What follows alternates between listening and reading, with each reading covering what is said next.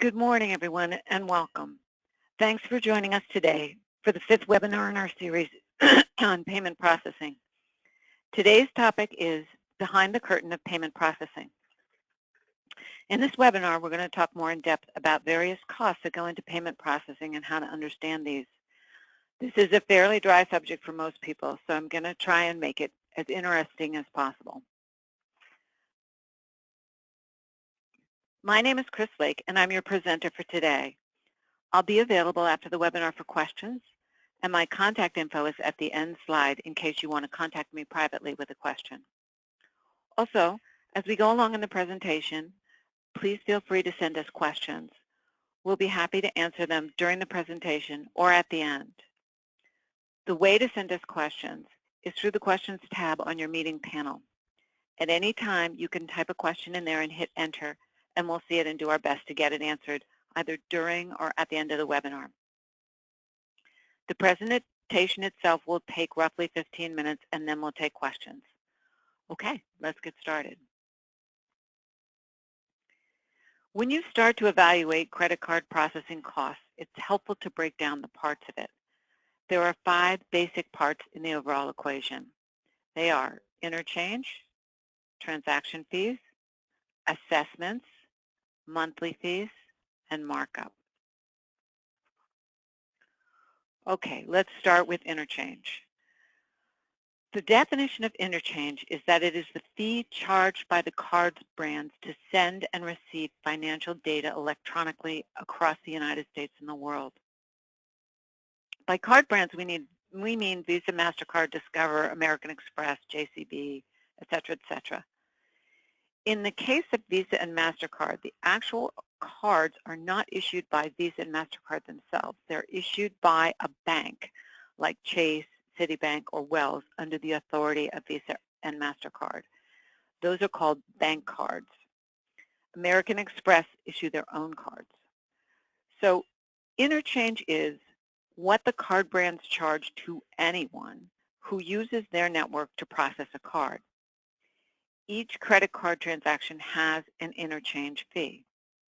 There's interchange tables on the internet and rates are public, but there are hundreds of these and they have different rates for different types of cards and different categories of merchants. So they can be confusing if you just go look them up. At the end of the day, probably only 30 to 40 different interchange categories affect any particular merchant. So that's also good to know. Rates also vary between the card brands, but over time, that's changed and they've become very similar. So it's very common to see a similar rate between them. The money that you pay for interchange actually doesn't go to Visa and MasterCard. It goes to the bank who issued the card, like Wells or Citibank, or in the case of American Express and Discover, directly to them. But that's interchange, and that's your basic and probably biggest fee that you're paying. So here's an example of an interchange fee. It's composed of 2 parts. The first part is a percentage. On a transaction of $100, at a 1.56 interchange rate, which is a common interchange rate for a consumer card without rewards, the charge is going to be 1.56 for the interchange percentage. The other part is pennies. The most usual amount that is added to any transaction is 10 cents. So on a transaction of $100 for a consumer credit card, you're paying a total of $1.66 in interchange.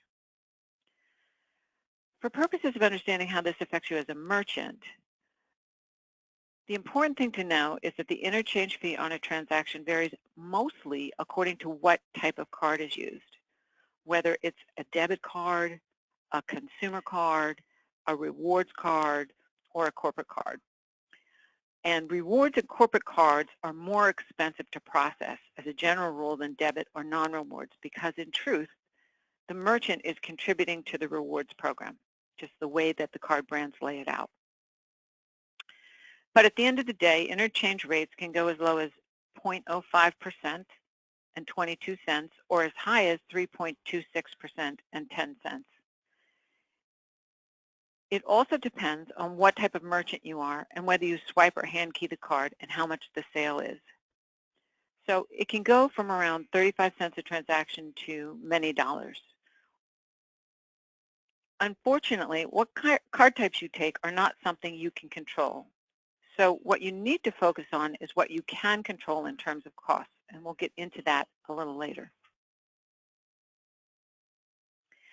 The second part of credit card processing fees are called transaction or authorization fees. It's interesting that Visa and MasterCard and banks don't actually process credit card transactions directly. Companies that do that are called processors. Processors do the following. They get approval of a transaction from Visa and MasterCard, and they send that information back to the merchant terminal. They transfer the money into the merchant's bank account. They save and store or house transactional and billing information in their databases. And they provide, transaction reporting for merchants on his transactions. They maintain banks of computers and equipment to do all of this processing, and they specialize in that. If you ever get an opportunity to visit a processor, it's not uncommon to see banks of computers lined up where millions of transactions are being processed as you watch the screens. The cost per transaction for a processor to process a transaction averages about 25 cents, depending on the pricing model that you're on.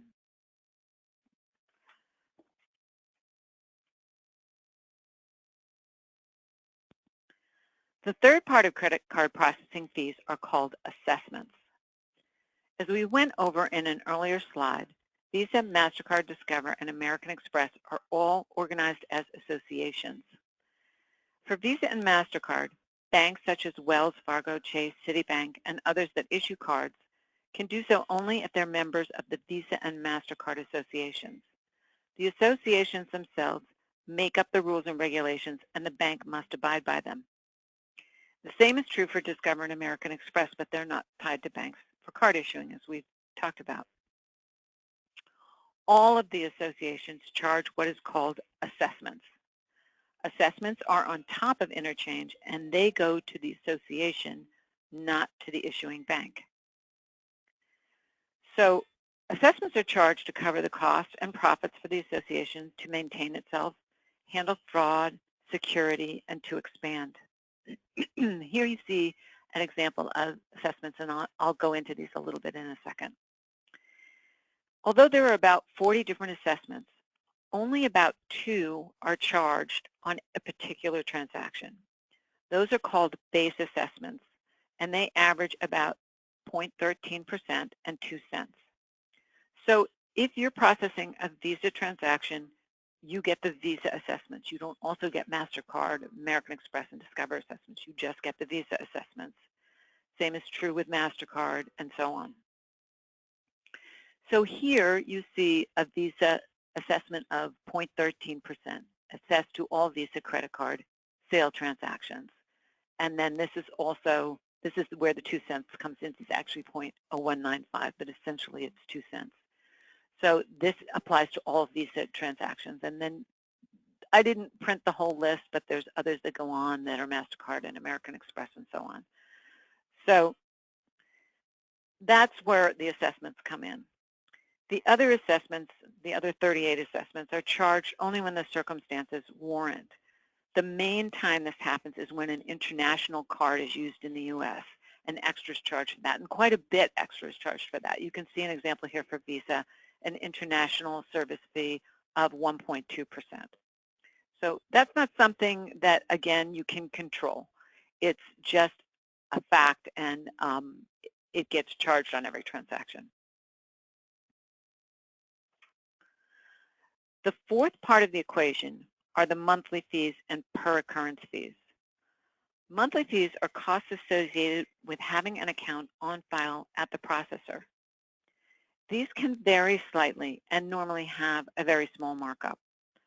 They contain things such as the cost of keeping the merchant's data on file, the cost of providing monthly statements, regulatory oversight, which has become greater and greater in past years due to breaches and other governmental requirements,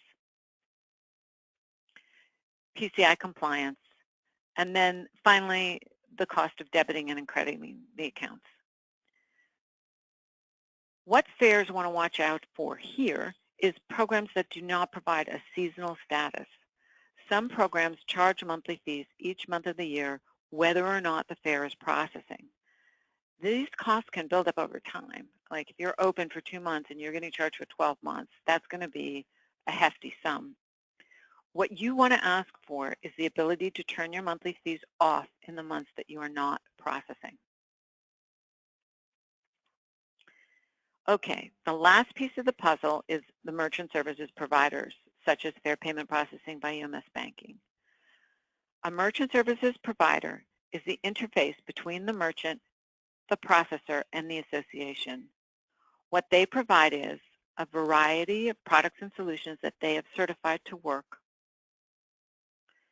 help in getting signed up with the equipment and setup that makes sense and is the most cost-effective for you, getting the paperwork done on the application and associated documents, providing underwriting of your account with the processor and association so that you're approved to take credit cards, getting your account boarded, which basically means set up with the processor so that you can actually process, handling any customer service issues or needs that you may have, and help with chargebacks or other financial issues. Merchant services providers charge for these services. How they charge comes in a variety of flavors, and some make more than others. It depends on the pricing model. So, what are good rates and what is the ideal pricing model? There's no one-size-fits-all in pricing. It depends on the card you take, how much you run in a month, and whether you swipe or hand key. What you want to focus on is getting a very competitive rate without any gotchas. As stated above, many providers have several ways of billing merchants. As we mentioned before, rewards and corporate cards cost more to take.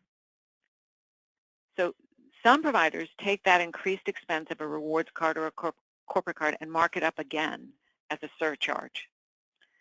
Since surcharges are not easy to decipher on a statement in most cases, some providers mark it up quite a bit. At the end, it can cost as much as 5 or 6% to take one of these cards. And a lot of the cards out there today are reward cards. So in a lot of cases, that's the majority of what you're going to be seeing. For the most part, if you avoid models that have excessive downgrades or surcharges, or look closely at what those rates are, you'll be okay. Ideally, what you want to ask for is what is known as cost-plus pricing. With this model, you get actual cost of interchange and assessments and monthly fees, plus a small markup from your merchant services provider. This can also sometimes be called pass-through pricing because your provider is passing through costs to you plus a small markup. So that's really the ideal rate that you want to look for because that's something that you can control. A bundled rate has become popular more recently with companies like Square and so forth. What most people don't know is that bundled rates are designed for very small merchants and are good really when the processing volume is erratic and very low. If you do more than 4,000 to 5,000 a month and you have a seasonal program, you're actually going to pay more with a bundled rate than you will with a cost-plus model, even though the bundled rate looks simpler. Also, beware of contracts that lock you in for 3 years or have cancellation fees, because if for any reason you're not satisfied with the service or there were hidden fees you weren't aware of, contracts like these can be costly to get out of. All right, so let's talk about your statement. Really, there are all sorts of statements out there in different formats, and it would be impossible and not very useful to try and cover all of them. But all of them contain certain basics in common. So I'm going to go through those and kind of tell you what you're looking at in each section and where to focus. So the first section is the activity section.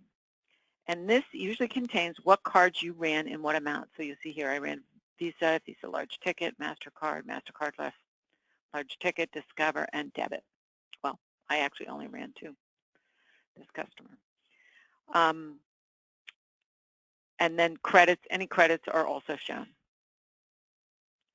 The second section is the deposit detail. And this is an activity summary of the batches that you process. So you can see on the left-hand side here, there was a batch processed twice in the 1st of February, once in the 2nd, once in the 5th, etc. And you also see missing days, like there's only the 10th and then the 14th where they didn't process any and didn't close a batch. So this is what I processed in that day, how much, any that was charged back, and the net amount that went into my bank account. The third section is the processing detail in terms of what cards you ran and what you were charged for these. This is where, if you have a cost-plus model, you're going to see the interchange category itself. And that's kind of an example of what you see here.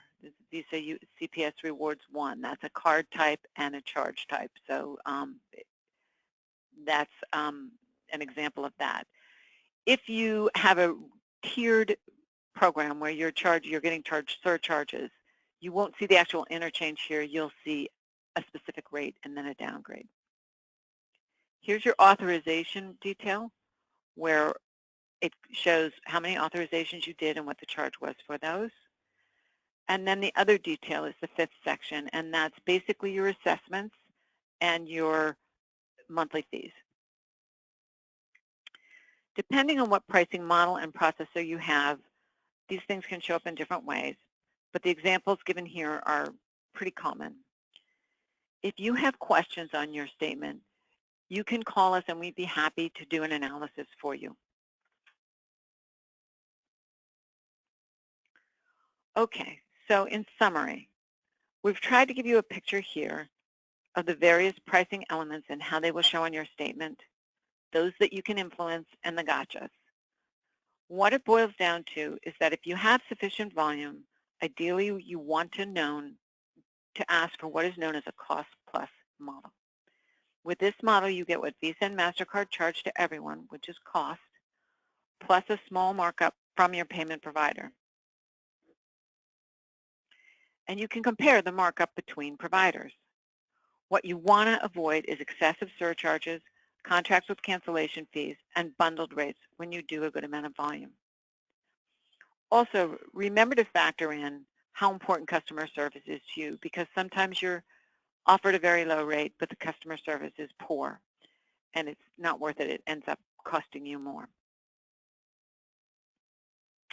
Okay, that wraps it up.